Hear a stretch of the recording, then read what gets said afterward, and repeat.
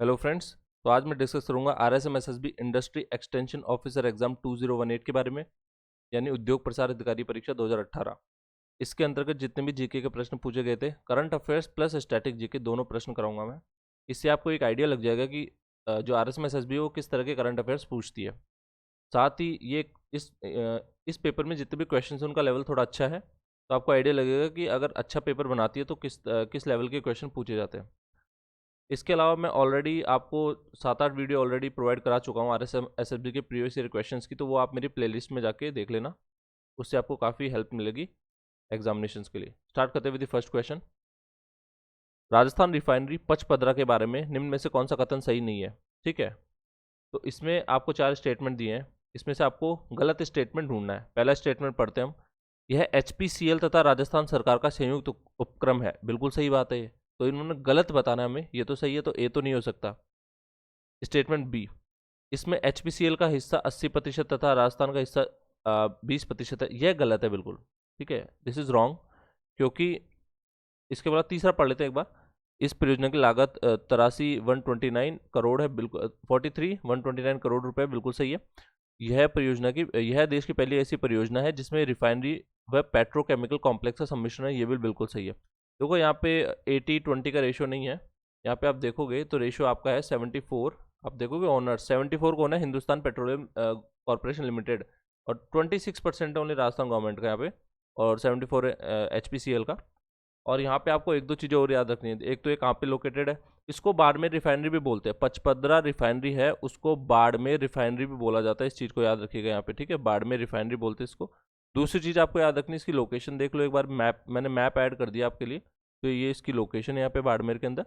एक और चीज़ आपसे पूछ सकते हैं कि इसका जो प्रोडक्शन है, इसकी कैपेसिटी कितनी है, ठीक है, इसकी क्षमता कितनी है। तो आपको याद रखना है, इसकी जो रिफाइनिंग क्षमता है दोस्तों, वो है 9 × 10⁶ टन पर एनम। मतलब हर साल आप इतना क्रूड ऑयल इससे निकाल सकते हो।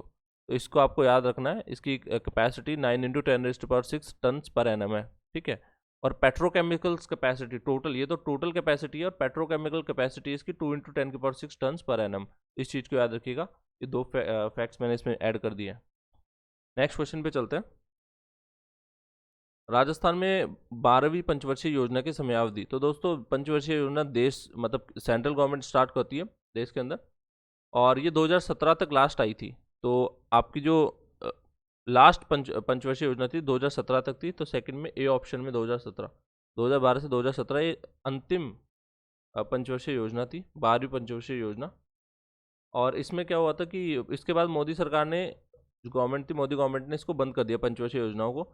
और हमने ये किसको देख के बनाना स्टार्ट किया था? ये सोवियत रूस को देख के हमने बनाना स्टार्ट किया था। इस चीज़ को याद रखिएगा, पंचवर्षीय योजनाओं को, ठीक है। और 12वीं पंचवर्षीय योजना भारत की अंतिम पंचवर्षीय योजना थी। इस चीज़ को भी याद रखिएगा, 2012 से 2017। क्वेश्चन नंबर थर्ड, निम्न में से किसे भूमि सुधार का रूप माना जाता है? तो भूमि सुधार का रूप किसे माना जाता है दोस्तों? जो लैंड सीलिंग होती है ना, भू जोतों की सीमा का निर्धारण, उसको भूमि सुधार के अंदर माना जाता है। तो देखो, भूमि सुधार यानी लैंड रिफॉर्म के अंतर्गत भूमि से संबंधित कानूनों तथा प्रथाओं में परिवर्तन आते हैं। यह सरकार द्वारा आरंभ की जाती है, यह सरकार के समर्थन से चलाई जाती है, जिसमें मुख्यतः कृषि भूमि के पुनर्वितरण पर बल दिया जाता है, ठीक है। तो लैंड रिफॉर्म बेसिकली कनेक्ट करते हैं लैंड सीलिंग से, भू जोतों की सीमा का निर्धारण। नेक्स्ट क्वेश्चन पे आते हैं। क्वेश्चन नंबर 4, राजस्थान के वृहद उद्योगों की समृद्धि में सबसे महत्वपूर्ण बाधा है कि हम जो है लार्ज स्केल इंडस्ट्री बना नहीं पाते। आपने देखा होगा राजस्थान में कोई अच्छा IT सेक्टर नहीं है, राजस्थान में कोई बड़ी इंडस्ट्री डेवलप नहीं हो पाती। उसके पीछे सबसे बड़ी दिक्कत होती है इलेक्ट्रिसिटी की। हमारे पास इलेक्ट्रिसिटी और वाटर की कमी है, पानी की कमी है राजस्थान में, तो ये बड़ी समस्या है। तो विद्युत आपूर्ति की कमी एवं अनिश्चितता, ये एक बहुत बड़ी दिक्कत है राजस्थान में। इसकी वजह से हम लार्ज स्केल इंडस्ट्री डेवलप नहीं कर पा रहे हैं राजस्थान में। ओके, क्वेश्चन नंबर 5, राजस्थान के किस योजना के अंतर्गत गांव के शिक्षित युवा अथवा गैर सरकारी संगठन की सेवाएं गहन पशु गो प्रजनन के लिए प्रयुक्त की जाती है? कामधेनु, गोपाल, कृत्रिम गर्भाधान कार्यक्रम या कृष्णा? तो इसमें आपका सही ऑप्शन हो जाएगा गोपाल, ठीक है। नेक्स्ट क्वेश्चन पे चलते हैं। राजस्थान के, ये इजी प्रश्न है, आप सभी को आता होगा। राजस्थान के किस प्रदेश का अजरक प्रिंट प्रसिद्ध है? अजरक प्रिंट दोस्तों बाड़मेर का प्रसिद्ध है। क्वेश्चन नंबर 7, निम्न में से क्या राजस्थान की हरित क्रांति से संबंधित नहीं है? तो एच वाई वी का मतलब होता है दोस्तों high yield variety. High yield variety बीजेस का उपयोग करना, बीजों का उपयोग करना, ये तो बिल्कुल सही बात है। ये तो हरित क्रांति को बढ़ाता है, तो ये तो नहीं हो सकता, नहीं वाला ढूंढना है हमें। उर्वरकों में कीटनाशकों का उपयोग घटना, घटना नहीं हो सकता दोस्तों, ये बढ़ना होना चाहिए था। तो हमें यही पूछा क्या नहीं है, तो ये वाला ऑप्शन बी ऑप्शन इसमें राइट आंसर हो जाएगा 7 में। अगर ये बढ़ना होता तो ये भी सही हो जाता, घटना थोड़ी हुआ है। हरित क्रांति में तो हमने ज़्यादा से ज़्यादा यूज़ किया है, जो आपके इंसेक्टिसाइड्स हैं या आपके फर्टिलाइजर्स हैं उनका काफ़ी यूज़ किया है। तो 7 में बी ऑप्शन इसमें राइट आंसर होगा। क्वेश्चन नंबर 8, ये आपके ना इस तरह के प्रश्न आपको पूछते हैं मेजर आईटी इंडस्ट्री, जो मैंने मेजर आईटी वाला पार्ट कराया था वैसे क्वेश्चन देखो, ये बिल्कुल ऐसा ही क्वेश्चन है जिसमें आपको जो राजस्थान में कोई मान लो ईमेल सिस्टम जनरेट किया, राजस्थान में कोई ऐसा पोर्टल जनरेट किया नागरिकों की सुविधा के लिए, कोविड के दौरान जो पोर्टल्स लॉन्च हुए, ठीक है, या शिक्षा को सुधारने के लिए, शिक्षा में कुछ बेहतरी करने के लिए कुछ पोर्टल लॉन्च किए राजस्थान सरकार ने, तो ये सारे पोर्टल्स आपके मेजर आईटी डेवलपमेंट के अंदर भी आते हैं और ये करंट अफेयर्स के अंदर भी पूछ सकते हैं, तो दोनों जगह आपको पूछे जा सकते हैं। तो इसमें देखिए आपको क्या पूछा गया। क्वेश्चन नंबर 8 बहुत अच्छा प्रश्न है। राजस्थान एकमात्र ऐसा राज्य है जिसमें निःशुल्क नागरिक ईमेल सुविधा दी जाती है और इसका उपयोग करने वाले अपना ईमेल एड्रेस प्रादेशिक भाषाओं एवं हिंदी में बना सकते हैं। इस सुविधा को क्या कहते हैं दोस्तों? इस सुविधा को आप कहते हैं राजमेल, ठीक है, इसमें डी ऑप्शन राइट आंसर हो जाएगा, राजमेल। क्वेश्चन नंबर 9, रूड़ा काफी बार पूछा जा चुका है, देखो इसमें रूड़ा के बारे में पूछा गया, तो रूड़ा आपको अच्छे से पढ़ के जाना है, कई बार पूछा जा चुका है। आरएसएम एसएसबी थोड़ा उद्योगों पे, उद्योगों से रिलेटेड क्वेश्चन ज़्यादा पूछते हैं, उद्योगों से रिलेटेड, खनिज से रिलेटेड, तो ये कुछ टॉपिक्स हैं, हॉट टॉपिक्स बोलते हैं इनको, ये आपको अच्छे से पढ़ के जाना है। इसमें क्या पूछा गया, निम्न में से कौन सा कथन रूड़ा के बारे में सही नहीं है? तो फर्स्ट ऑप्शन इज इसकी स्थापना नवंबर 1995 में हुई। सेकंड ऑप्शन, यह प्रदेश के शहरी क्षेत्रों में गैर कृषि क्षेत्र को बढ़ावा देता है। थर्ड ऑप्शन, यह 3 उप क्षेत्रों चमड़ा, ऊन तथा लघु खनिज के अंतर्गत अपनी गतिविधियां संचालित करता है। फोर्थ ऑप्शन, इसमें से इसने ब्लू पॉटरी, कोटा डोरिया एवं सांगनेर व बगरू हैंड ब्लॉक प्रिंटिंग जैसी शिल्प कलाओं के लिए बौद्धिक संपदा अधिकारियों के अंतर्गत भौगोलिक संकेतक पंजीकरण प्राप्त कर लिया है। तो देखिए दोस्तों, रूडा का काम क्या होता है, बेसिकली एक्सप्लेन कर देता हूं मैं आपको। रूडा की फुल फॉर्म क्या होती है? Rural non farm development agency, इसको रूडा बोलते हैं, ठीक है, rural non farm development agency, Hindi में इसको बोलते हैं ग्रामीण गैर कृषि विकास एजेंसी, ठीक है, इंग्लिश और हिंदी दोनों याद रखना है इसकी। इसकी स्थापना कब हुई थी? नवंबर 1995 में, इस चीज़ को भी याद रखना, राजस्थान सरकार ने की थी इसकी स्थापना। यह राज्य में ग्रामीण गैर कृषि क्षेत्र, जिसको RNFS बोलते हैं इंग्लिश में, को बढ़ावा देने के लिए एक स्वतंत्र संस्थान है। पूछा जा सकता है कि बताओ रूड़ा स्वतंत्र संस्थान है गैर स्वतंत्र संस्थान है? तो दोस्तों ये एक स्वतंत्र इंडिपेंडेंट एंटिटी है, इस चीज़ का याद रखिएगा, इंडिपेंडेंट, ये आपका इंडिपेंडेंट एंटिटी है। राजस्थान सरकार ने इसको जो है स्टैब्लिश किया था नवंबर 1995 में। रूड़ा ग्रामीण कारीगरों के लिए ग्रामीण सूक्ष्म उद्यमों को बढ़ावा देने के लिए एक उप क्षेत्रीय एकीकृत और समूह आधारित दृष्टिकोण का अनुसरण करता है, ठीक है। तो ये आपका रूड़ा का बेसिकली जो काम है वो बताया गया है। तो इसमें आप देख लीजिए कौन सा नहीं होगा फिर। तो 9th में जो आपका ऑप्शन हो जाएगा बी, यह क्षेत्र के यह प्रदेश के शहरी क्षेत्रों में गैर कृषि क्षेत्र को बढ़ावा देता है। नहीं, शहरों से इसका रिलेशन नहीं है दोस्तों, इसका गांव से रिलेशन, तो बी ऑप्शन इसका राइट आंसर होगा। नेक्स्ट पे चलते हैं। निम्न में से किन शहरों को राजस्थान में स्मार्ट सिटी के रूप में विकसित करने के लिए चुना गया है? तो देखिए इसमें आपको सीधा सा आप याद रख सकते हो जूका से, ठीक है, JUK, ये इसका मैंने इसकी शॉर्ट फॉर्म बनाई, जूका, जे से जयपुर, यू से उदयपुर, के से कोटा, ए से अजमेर। तो जूका कहाँ पे आ रहा है? देखो दोस्तों, जयपुर, उदयपुर, कोटा, अजमेर, तो जूका बी ऑप्शन राइट आंसर हो जाएगा 10 में B. Question number 11, to provide assistant, Hindi में पढ़ता हूँ, लघु उद्योगों की सहायता के लिए राजस्थान लघु उद्योग कॉरपोरेशन लिमिटेड राजसिको की स्थापना किस वर्ष में हुई थी? ठीक है, तो राजसिको was establish in the year आपको बताना है। तो 11 में आपका सही ऑप्शन हो जाएगा दोस्तों 1961, यानी डी ऑप्शन। क्वेश्चन नंबर 12, तो 12वें प्रश्न में क्या पूछा गया है? जयपुर मेट्रो रेल प्रोजेक्ट का वित्त पोषण, मतलब फंड किसने दिया था जयपुर मेट्रो रेल प्रोजेक्ट के लिए? इसमें जो फंड दिया था वो एशियन विकास बैंक ने दिया था दोस्तों, सी ऑप्शन इसमें राइट आंसर हो जाएगा 12वें में। क्वेश्चन नंबर 13, राजस्थान काश्तकारी अधिनियम किस वर्ष लागू हुआ था? ठीक है, तो राजस्थान टेनेंसी एक्ट कब आया था, इन्फोर्स कब हुआ था? तो यहाँ पे आपका 13 में राइट आंसर हो जाएगा दोस्तों 1955। नेक्स्ट क्वेश्चन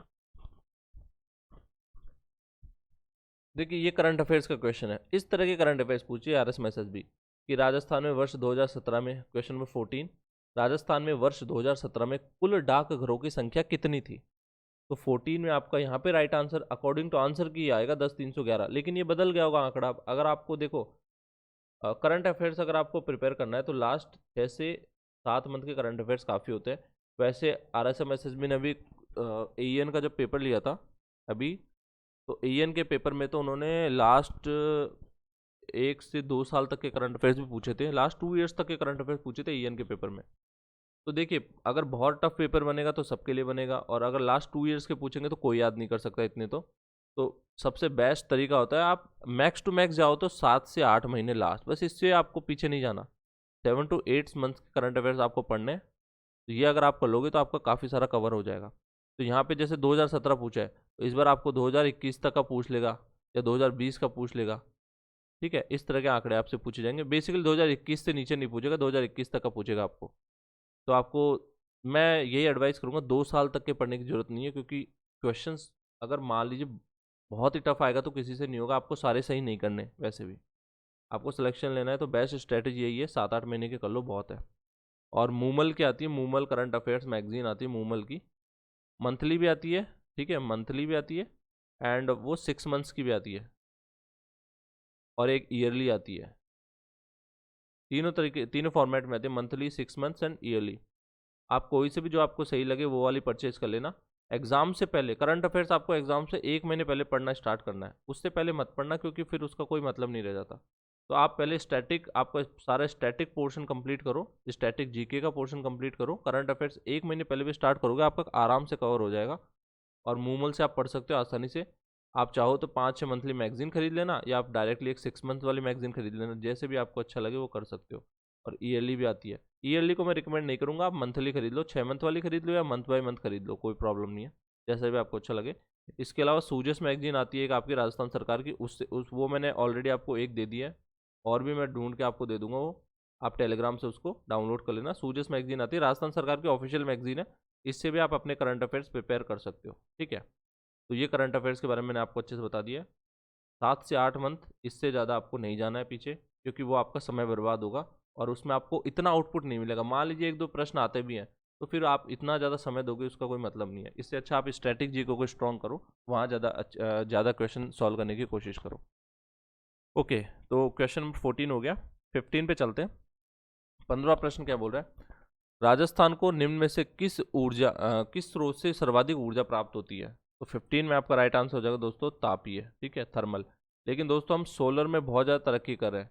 अगर आपने भड़ला भड़ला सोलर पार्क का नाम सुना हो, तो ये भड़ला जो सोलर पार्क है, ये पूरे वर्ल्ड में नंबर 1 है इस टाइम। इसकी कैपेसिटी बढ़ती ही जा रही है। और इसमें एक क्वेश्चन भी पूछा गया था, जो इसका अभी अंतिम फेज है वो कौन तैयार कर रहा है? तो अडानी ग्रुप तैयार कर रहा है, इसको याद रखिएगा, अडानी ग्रुप।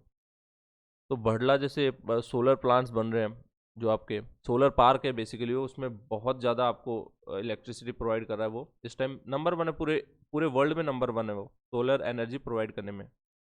तो इस तरह एनर्जी सेक्टर में हम बहुत आगे जा रहे हैं, खासकर सोलर एनर्जी में तो हम बहुत ही आगे जा रहे हैं।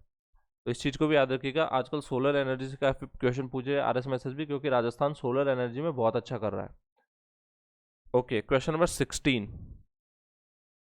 ओके, क्वेश्चन क्या है, ग्रोस 2017-18 में राजस्थान का स्थिर कीमतों 2011-12 पर सकल राज्य घरेलू उत्पाद था। तो देखो ये क्वेश्चन है ना, मूमल में ना लास्ट में 250-300 प्रश्न आते हैं, उसमें सारे कवर कर देते हैं वो।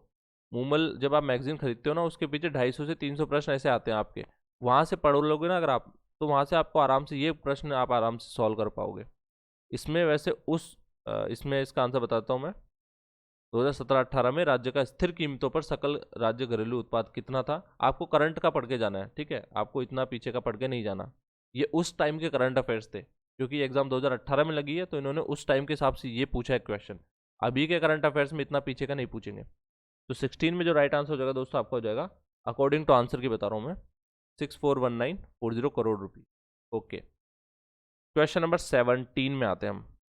दीनदयाल उपाध्याय ग्रामीण ज्योति योजना के अंतर्गत 2016-17 में कितने ग्रामों का विद्युतीकरण हो गया था? तो यहाँ पे 261 गांवों का विद्युतीकरण हो गया था। और ये उस टाइम के हिसाब से बता रहा हूँ, आंसर की ऑफिशियल आंसर के हिसाब से बता रहा हूँ। अब तो बढ़ता जाएगा, अब तो बढ़ता जाएगा ये। क्वेश्चन नंबर 18, राजस्थान में अब तक कितनी पंचवर्षीय एवं वार्षिक योजनाएं लागू की जा चुकी है? राजस्थान में अब तक दोस्तों 12 पंचवर्षीय और 6 वार्षिक योजनाएं लागू की जा चुकी है। क्वेश्चन नंबर 19, राजस्थान में दिसंबर 2017 तक कितने सार्वजनिक निजी साझेदारी ट्रिपल पी द्वारा संचालित परियोजनाएं पूर्ण हो गई थी? तो 19 में आपका राइट ऑप्शन हो जाएगा दोस्तों 153। क्वेश्चन नंबर 20, 2018-19 के राजस्थान के बजट में की गई घोषणा के अनुसार ऊँटनी के दूध के प्रसंस्करण के लिए मिनी प्लांट कहाँ स्थापित किया जाएगा दोस्तों? तो ये किया जाएगा आपका जयपुर में किया जाएगा दोस्तों। 20 में आपका बी ऑप्शन राइट आंसर होगा। अब हम आते हैं सीधा क्वेश्चन 41 पे। जीके के क्वेश्चन है, बीच में आपके उस सब्जेक्ट से रिलेटेड थे, मैथमेटिक्स वगैरह के क्वेश्चन थे, रीजनिंग वगैरह, तो वो मैंने हटा दिया, सीधा जीके करेंगे। 1890 में क्वेश्चन नंबर 41, 1890 के दौर में भिजोलिया के जागीरदार कौन थे? तो यहाँ पे राइट ऑप्शन होगा आपका परमार। क्वेश्चन नंबर 42, ग्रीष्मेल का युद्ध कहाँ लड़ा गया था, कब लड़ा गया था बेसिकली? तो 1544 में, इजी प्रश्न है। 42 में 3। क्वेश्चन नंबर 43, निम्न में से 1883 में निम्न में से किस शहर में परोपकारिणी सभा की स्थापना हुई? तो दोस्तों ये हुई थी 43 में, आपका आ जाएगा उदयपुर। क्वेश्चन नंबर 44, निम्न में से कौन से वंश की उत्पत्ति अग्निकुंड से नहीं हुई थी? तो किसकी हुई थी आपको ये पता होगा तो आप आराम से नहीं वाला निकाल दोगे। तो परमार, चौहान और चालुक्य तीनों के अग्निकुंड से माना जाता है, पर सिसोदिया की नहीं हुई थी। तो 44 में बी ऑप्शन राइट आंसर होगा। क्वेश्चन नंबर 45, गागरोन का किला निम्न से किस जिले में स्थित है? तो झालावाड़ में। क्वेश्चन नंबर 46, चौतारा कामायचा कौन से लोक वाद्य परंपरा से जुड़े हैं? तो दोस्तों ये तत्ववाद से जुड़े हैं। 46 में आपका बी ऑप्शन राइट आंसर होगा, तत्ववाद। क्वेश्चन नंबर 47, निम्न में से कौन सा स्थान 1920 के किसान आंदोलन के दौरान शेखावटी के पंचपाणे ठिकानों में से एक नहीं था? तो कौन सा नहीं था दोस्तों? यहाँ पे जो आपका राइट आंसर होगा 47 में डी ऑप्शन होगा, श्री माधोपुर नहीं था। क्वेश्चन नंबर 48, मेवाड़, डूंगरपुर, सिरोही, बांसवाड़ा में स्वदेशी आंदोलन का नेतृत्व निम्न में से किसने किया था?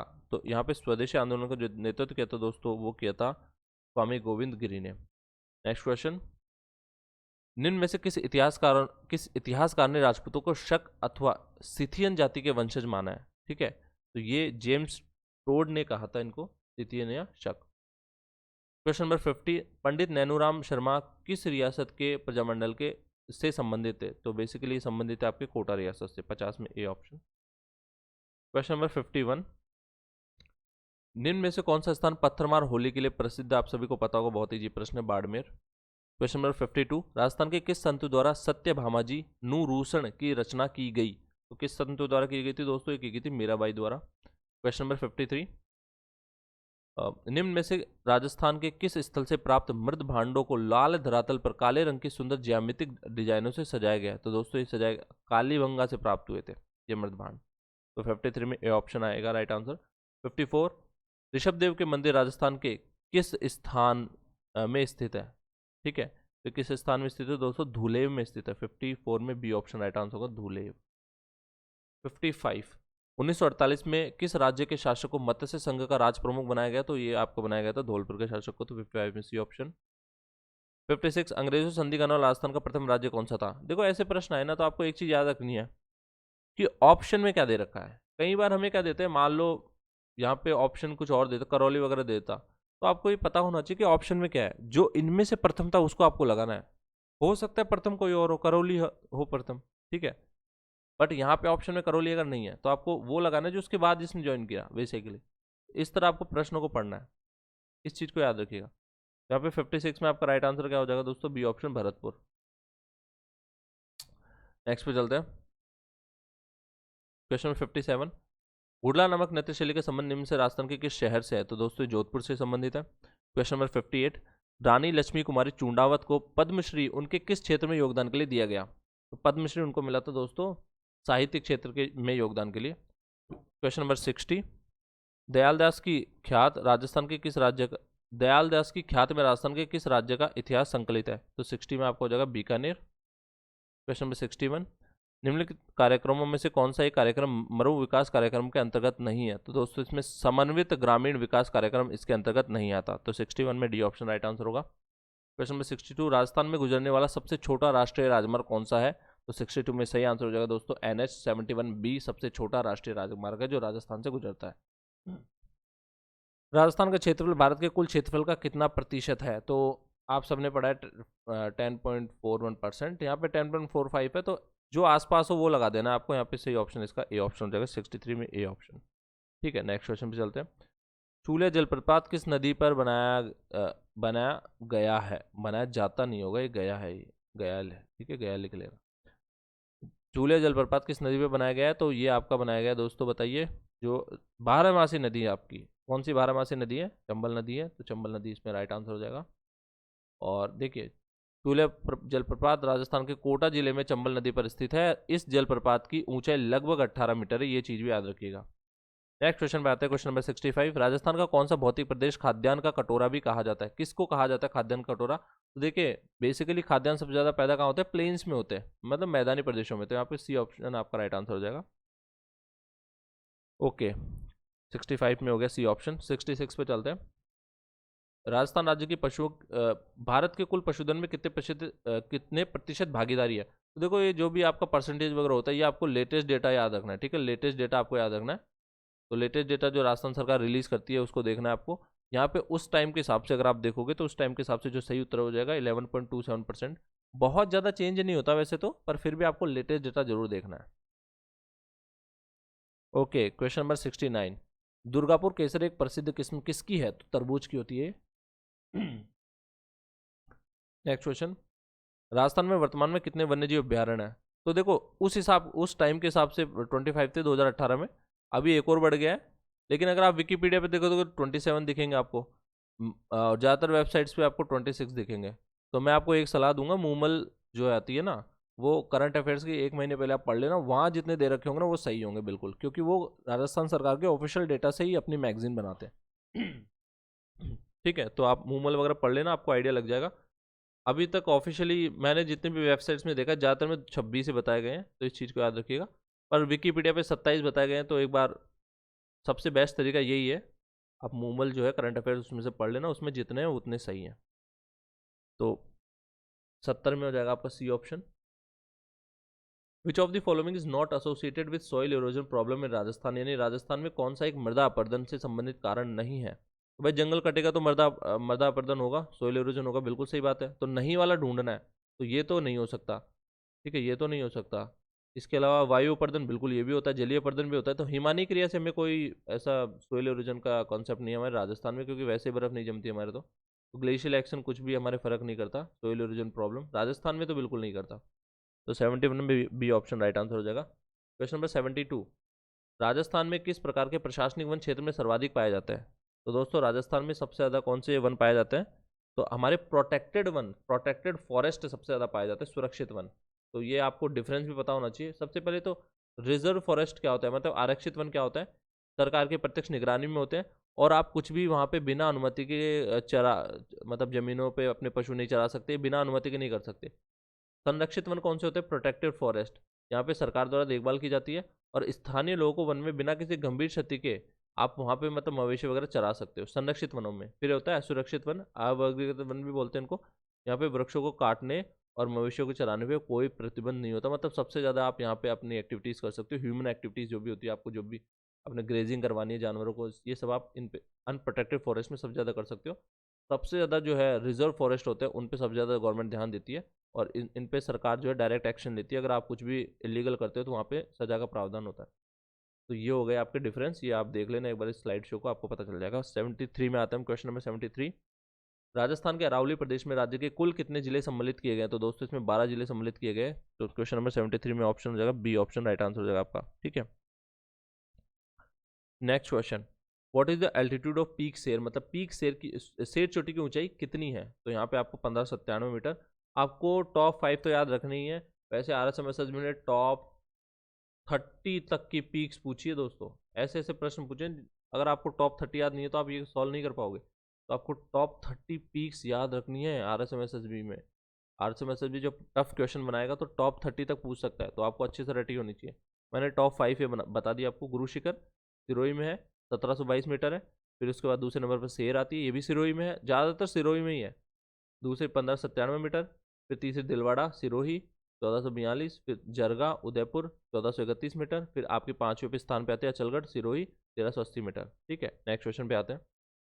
इसरदा सिंचाई परियोजना स्थित है, कहाँ स्थित है दोस्तों? सवाई माधोपुर में स्थित है। क्वेश्चन नंबर 76, राजस्थान में सर्वाधिक तापांतर दैनिक, मतलब दिन में बहुत ज़्यादा गर्मी हो जाए, रात में बहुत ज़्यादा जो है टेम्परेचर माइनस में चला जाए, दिन में बहुत ज़्यादा पॉजिटिव में चला जाए, तो ये पॉजिटिव और माइनस का जो डिफरेंस है, ठीक है, ये सबसे ज़्यादा कौन से जिले में होता है? तो ये होता है आपके जैसलमेर में। डी ऑप्शन 76 में डी ऑप्शन राइट आंसर हो जाएगा। क्वेश्चन नंबर 77, गुरु शिखर पर्वत चोटी अरावली के किस प्रदेश का भाग है? तो ये दक्षिणी प्रदेश का भाग है दोस्तों। 77 में ए ऑप्शन राइट आंसर हो जाएगा। क्वेश्चन नंबर 78, छप्पन मैदान का संबंध निम्न से किस एक नदी से है? तो छप्पन मैदान का जो संबंध है दोस्तों वो है माही नदी से। क्वेश्चन नंबर 79, निम्न में से किस जिले को राजस्थान में सर्वाधिक वर्षा प्राप्त होती है? तो देखो वैसे तो झालावाड़ को होती है, लेकिन झालावाड़ ऑप्शन में नहीं है, तो आपको यहाँ पे जो सबसे बेस्ट ऑप्शन है वो लगाना है। तो यहाँ पे प्रतापगढ़ राइट आंसर हो जाएगा। झालावाड़ होता तो फिर वो लगाते, लेकिन अगर वो ऑप्शन में नहीं है तो आपको जो बेस्ट सुटेबल आंसर है वो पिक करना है। तो 79 में आपका सही ऑप्शन हो जाएगा प्रतापगढ़।